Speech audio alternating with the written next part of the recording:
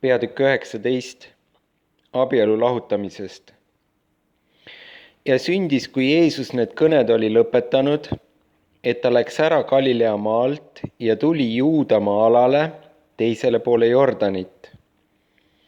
Ja palju rahvast järgis teda ja ta tegi neid seal terveks. Siis tuli tema juurde varisere teda kiusama ja need ütlesid: kas on luba oma naist enesest lahutada igasugusel põhjusel? Tema kostis ja ütles: kas te ei ole lugenud, et looja nad algusest lõi meheks ja naiseks? Ja ütles: seepärast inimene jätab maha oma isa ja ema ning hoiab oma naise poole ja need kaks on üks liha. Nõnda ei ole nad siis enam kaks, vaid üks liha. Mis nüüd Jumal on ühte pannud, seda inimene ärgu lahutagu. Nad ütlesid temale: mispärast siis Mooses käskis anda lahutuskirja ja lahutada? Ta ütles neile: Mooses on teile teie südame kanguse pärast andnud loa oma naisi enesest lahutada. Algusest ei ole see mitte nõnda olnud.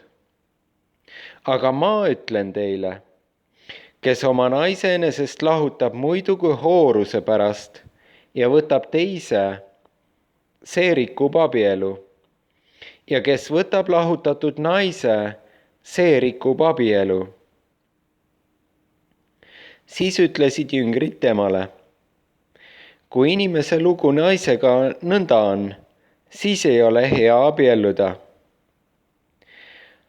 Aga tema ütles neile: kõik ei saa aru sellest sõnast, vaid ainult need, kelledele see on antud. Sest on kohitsetuid, kes ema ihust nõnda on sündinud, ja on kohitsetuid, kes inimeste poolt on kohitsetud. Ja on kohitsetuid, kes ise on ennast kohitsenud taevariigi pärast. Kes suudab aru saada, saagu aru. Jeesus õnnistab lapsi. Siis toodi tema juurde lapsukesi, et ta oma käed nende peale paneks ja palvetaks. Aga jüngrid sõitlesid toojaid.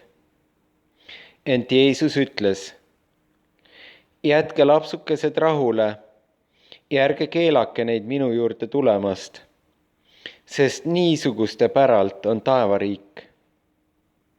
Ja ta pani oma käed nende peale ja läks sealt ära. Rikas noormees ja igavene elu. Ja vaata, üks mees astus tema juurde, ütles temale: õpetaja, mis head ma pean tegema, et saaksin igavese elu? Aga ta ütles talle: miks sa mult küsid, mis on hea? Üks ainus on, kes on hea. Ent kui sa tahad minna elu sisse, siis pea käsud. Tema küsis temalt: missugused?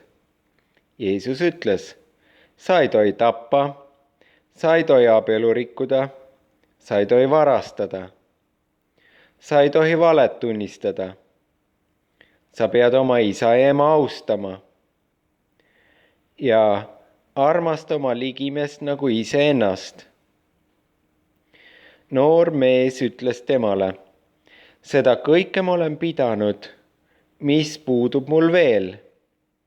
Jeesus ütles talle: kui tahad olla täiuslik, siis mine müü oma varandus ja anna vaestele. Siis on sul varandus taevas ja tule ning järgi mind. Kui noor mees seda sõna kuulis, läks ta ära kurva meelega, sest tal oli palju vara. Rikkal on raske pääseda taevariiki. Siis Jeesus ütles oma jüngritele: tõesti, ma ütlen teile, rikkal on raske pääseda taevariiki. Ja taas ma ütlen teile, hõlpsam on kaamelil minna läbi nõelasilma, kui rikkal pääseda Jumala riiki. Kui jüngrid seda kuulsid, hämmastusid nad väga ning ütlesid, kes siis võib õndsaks saada? Aga Jeesus vaatas neile otsa ja ütles neile, inimestel on see võimatu, kuid Jumalal on kõik võimalik. Siis kostis Peetrus ning ütles temale, vaata, meie oleme jätnud maha kõik ja oleme järginud sind. Mis me sellest nüüd saame?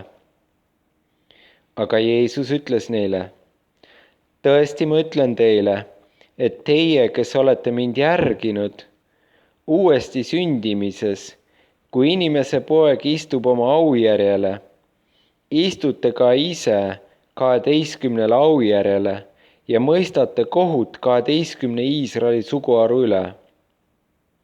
Ja igaüks, kes on jätnud maha majad või vennad või õed või isa või ema või lapsed või põllud, minu nime pärast saab mitu korda rohkem ja pärib igavese elu. Aga paljud esimesed jäävad viimseks ja viimsed saavad esimesteks.